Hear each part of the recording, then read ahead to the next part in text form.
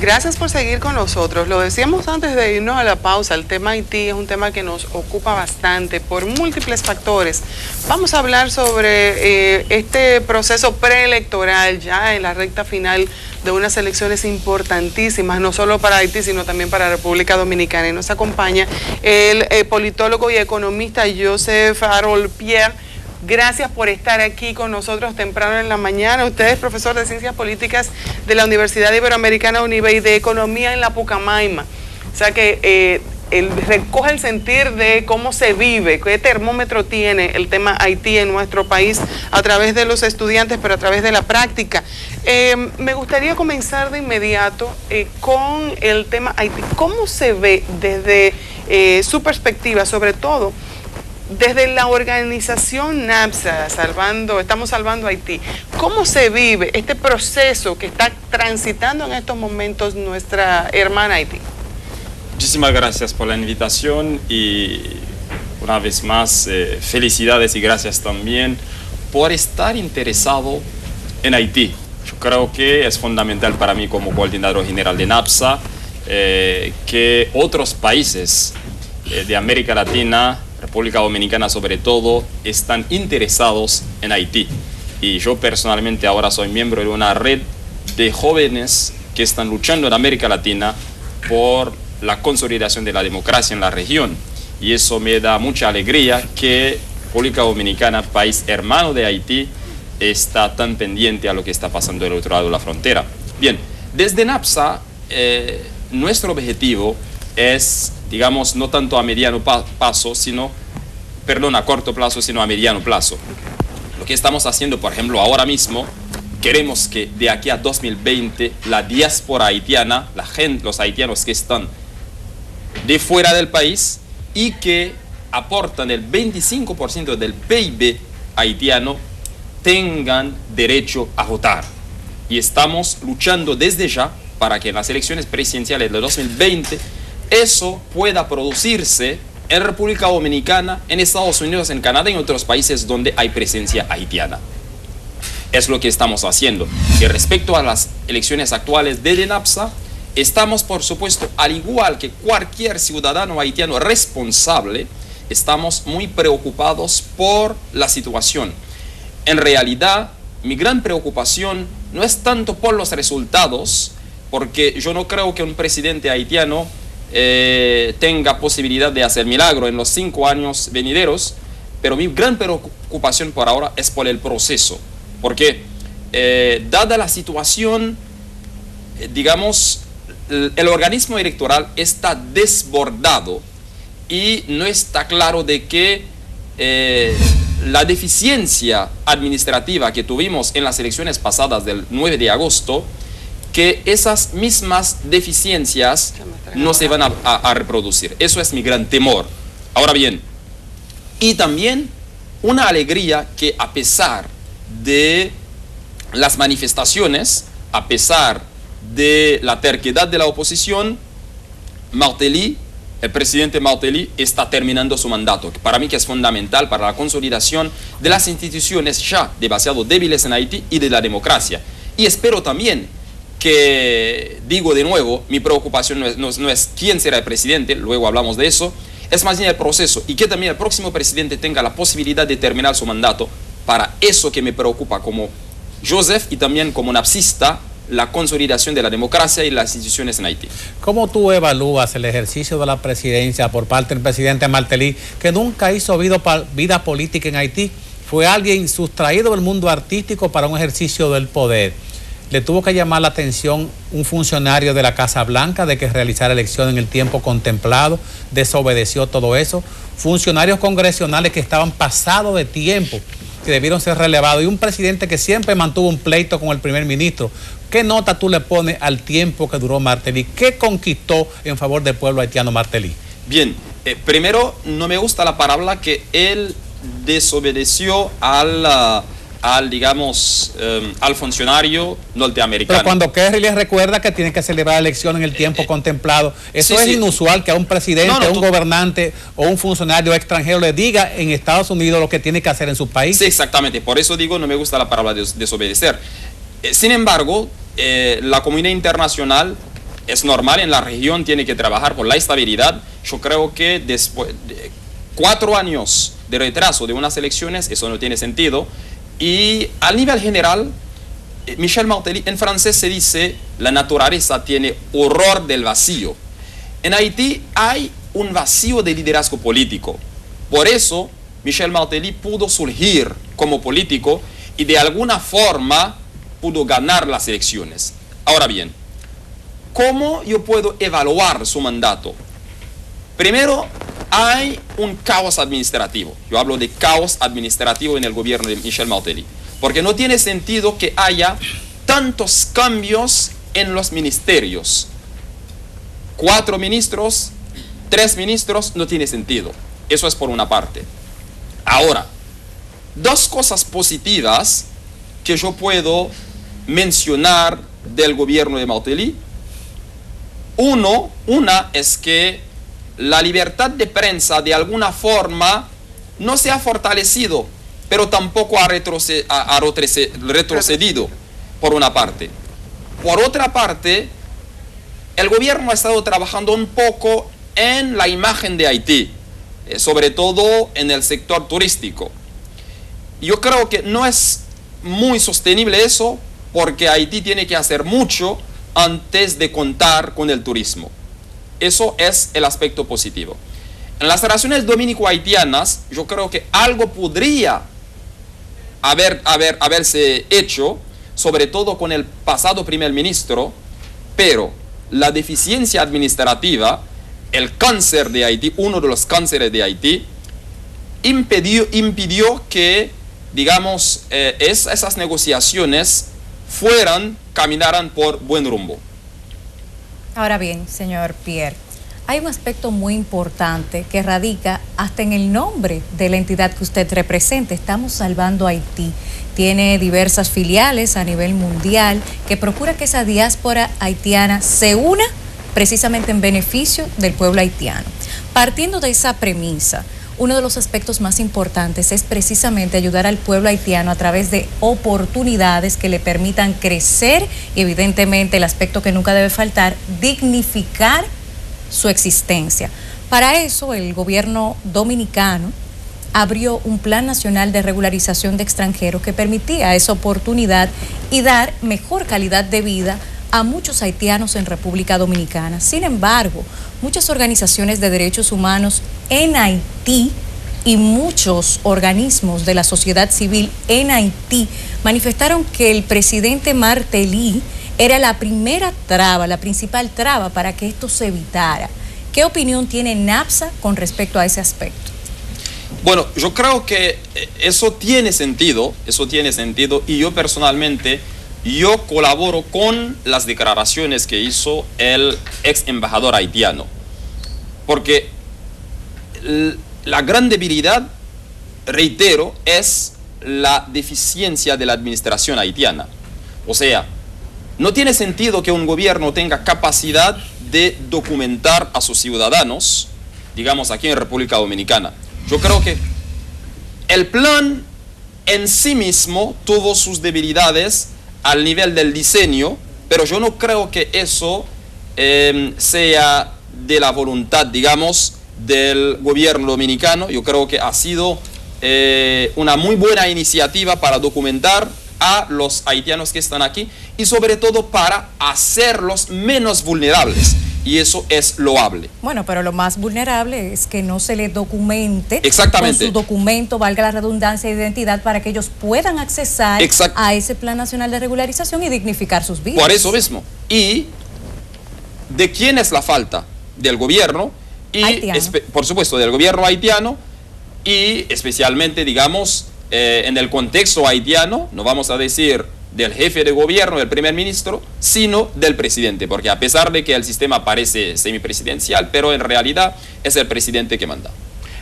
Hay algo que me llamó bastante la atención cuando lo dijo. Hay poco liderazgo político en Haití. Paradojas de la vida, es el país de Latinoamérica con más partidos políticos, más de 100. ¿A qué se debe esa falta de balance entre liderazgo y partido político? Eso mismo. Lo que usted acaba de mencionar, más que una paradoja, es más bien el indicador más determinante de que hay una falta de liderazgo en Haití. En ciencia política, cuando se estudia los partidos políticos, el paradigma siempre es Inglaterra, que siempre tuvo dos partidos políticos. Y luego el bipartidismo. Y luego en Europa se dio cuenta de que también puede existir el multipartidismo, 3, 4 partidos y el sistema funciona. Un filósofo, Karl Popper, tiene todo un libro en referencia al fortalecimiento de los partidos políticos, sobre todo basado en el bipartidismo. Ahora, en un sistema político donde tenemos, digamos, más de 10 partidos representativos, es un sistema totalmente atomizado. Si el sistema está atomizado, lo que va a resultar es un gobierno no legitimado, o sea, un gobierno legal que va a ganar las elecciones, pero no tendrá el respaldo del pueblo que necesita para tomar decisiones. Legal más no legítimo. Exactamente. Cuando tenemos en Haití a prácticamente 200 partidos políticos, eso significa que tomar decisión en Haití al nivel político va a ser, digamos, lo más difícil en el país. Y eso, sigo mencionándolo, eso, a pesar de que siempre ha habido un vacío de liderazgo político en Haití, sobre todo en lo que más he estudiado, la transición democrática después de la caída de Duvalier, es que en la Constitución del 87 se necesitaba a 500 miembros para formar un partido político, a pesar de que siento también que era demasiado poco. Sin embargo, en abril del 2013, el presidente Michel Martelly tomó un decreto según el cual ya no se necesita a 500 miembros para formar un partido político, sino a 20 personas, lo cual significa aquí nosotros 4 ya tenemos una quinta parte de la membresía de un partido político en Haití. Entre nosotros y la familia ya tenemos un partido. Exactamente. Es decir, que es algo totalmente absurdo, y eso yo creo que viene desde mi punto de vista de mala fe, digamos, de estrategia política, politiquería, que no tiene ningún proyecto de ayudar a la nación, de ayudar a la consolidación de la democracia en Haití. Okay. El ciudadano Joseph Harold Pierre, haitiano, ¿cómo te sientes cuando observas tu país desde este lado de la frontera y ves que la clase dominante, la burguesía de tu país, se nutre de la pobreza de tu pueblo? Un país ocupado militarmente por la MINUSTAH, que la ONU tuvo que mandar tropas extranjeras a aquietar a los políticos insaciables de tu país, donde la capa vegetal, el cultivo, la alimentación es una cosa mínima en comparación con lo que se llevaron las grandes potencias de tu república. ¿Cómo tú te sientes desde lejos mirando aquella situación? Bien, mi sentimiento es, digamos, de tristeza y de depresión, pero con gran esperanza, basada sobre todo en NAPSA y en general en la juventud haitiana, pero el diagnóstico suyo no lo comparto totalmente. En el sentido de que no creo que la burguesía haitiana se esté nutriendo de la pobreza del país. Yo creo que eso es más bien, digamos, más que burguesía, que es un término sociológico, puede ser un poco complicado, podríamos usar otro concepto económico, el sector económico, la clase económica y la clase empresarial. La cúpula. Si utilizamos, perfecto, si utilizamos este concepto, vamos a ver que si hablamos, por ejemplo, de creación de empleo, de inversión, y eso tiene un concepto fundamental, es riesgo. El nivel de riesgo para invertir en Haití es muy alto, muchísimo más alto que en República Dominicana. Por eso hay empresarios haitianos que vienen a invertir en República Dominicana. Hay gente que va a decir, esa gente no es nacionalista, pero para nada. Antes que todo son empresarios, tienen que buscar oportunidad de, bueno, aumentar su capital. República Dominicana les ofrece esa oportunidad, viene aquí. Ahora, yo creo que la clase empresarial haitiana tiene dificultad para invertir en el país. Y la explicación, el factor más determinante es el desorden político, la inestabilidad política. ¿Qué resulta? ¿Y quién hace esta estabilidad en la práctica? El pueblo. Pero ¿quién pone al pueblo en esa situación? Los gobiernos haitianos. Es decir, el problema es antes que todo un problema político. Ahora bien, la situación es más compleja que eso.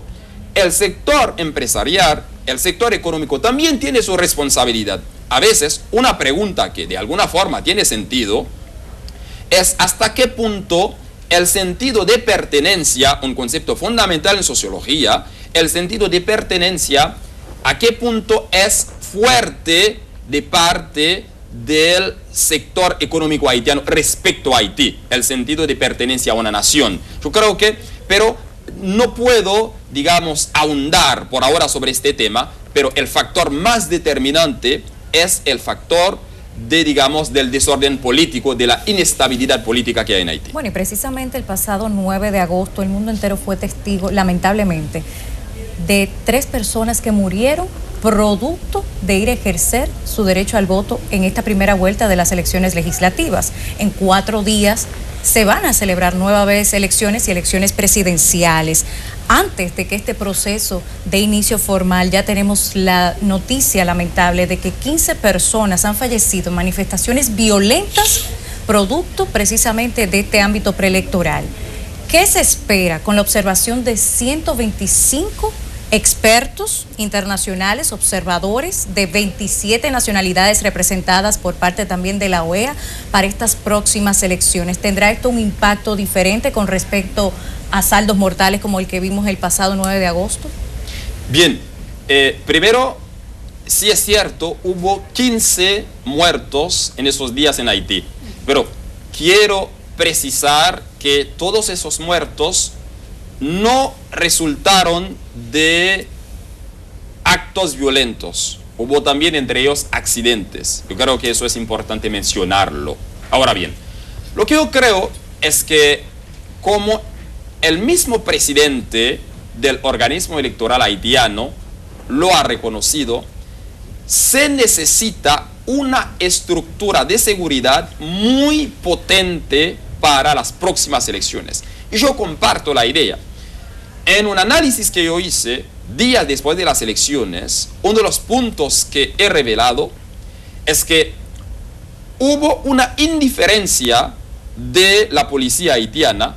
También el número es demasiado poco, son 12.000, y tenemos ahora, la MINUSTAH se ha ido reduciendo, son tan solo ahora un poquito más de 4.000, y con menos de 15.000 miembros, digamos con 15.000 agentes de seguridad, es difícil darle seguridad a prácticamente 10 millones de personas. Eso es por un lado. Pero por otro lado, yo creo que si tanto la MINUSTAH como la policía haitiana asumen mejor su responsabilidad de seguridad en ese día, yo creo que podrá haber menos violencia y también esas elecciones podrán ser más o menos aceptables. Y el último punto que yo quiero mencionar es que, aparte del problema de seguridad que podrá haber, la estructura misma del organismo electoral y el excesivo número de candidatos a las elecciones ya ha provocado la violación de la ley electoral. Porque la ley electoral no permite que haya más de 5 representantes de candidatos en las oficinas electorales, en las oficinas de votos. Pero hay participación internacional. Sin embargo, no estoy hablando no de observadores, sino de representantes. Hay por una parte los observadores, tanto nacionales como internacionales, y también hay representantes de candidatos. Ahora, ¿qué pasa? Es que con 54 candidatos no hay como en una misma oficina, por problema de espacio, por problema logística, no hay espacio para poner a tanta gente. Y ahora, ¿cuál es la decisión? La estrategia del organismo electoral es tornar a los representantes. Digamos, a las 6 hay un grupo de representantes, a las 8 hay otro grupo. ¿Qué va a pasar? ¿Qué puede pasar? Es que mientras que estoy afuera, siendo representante de un candidato, yo puedo decir que hubo fraude de mi candidato. Y es decir, que sea cierto o falso, sobre todo cuando la gente está perdiendo, y eso ya es una causa para generar una crisis postelectoral. Espero que, y la gran ventaja en esas elecciones es el espíritu muy pacífico del pueblo haitiano. Si uno mira las estadísticas respecto a violencia en América Latina, Haití es uno que tiene el índice más bajo. Sin embargo, tenemos tan solo a menos de 15 agentes de seguridad, mientras que otros países tienen 70, 80 y en términos promedio con la misma población. En proporción, definitivamente. Bueno, vamos a dar bastante seguimiento a lo que va a estar pasando en estos días, comentarle que tenemos un equipo, de hecho, que sale dentro de poco para Haití, para darle seguimiento a este proceso electoral que interesa bastante a los dominicanos. Bien, gracias, muchas gracias. Gracias también por la visita, la cobertura que ustedes quieren darle a esas elecciones. Ya pueden entrar en contacto con ENAPSA, tanto en Puerto Príncipe, en Cabo Haitiano, en Lecay, ya estamos presentes en 5 provincias en Haití, departamentos. Ustedes podrán estar en contacto con esos representantes de ENAPSA y 4 de los 5 hablan bastante bien español, así que podrán apoyar bastante en ese trabajo. Y mil gracias por estar pendiente y interesado en Haití. Bueno, vamos a ver si en las próximas elecciones entonces el sector empresarial, el gran capital haitiano invierte en financiar su proceso electoral y no tengan que hacer organismos internacionales que paguen unas elecciones en un país extranjero. Muchas gracias, Pierre. Comparto esa idea también. Ok. Señores, vamos a una pausa y enseguida regresamos. No se muevan.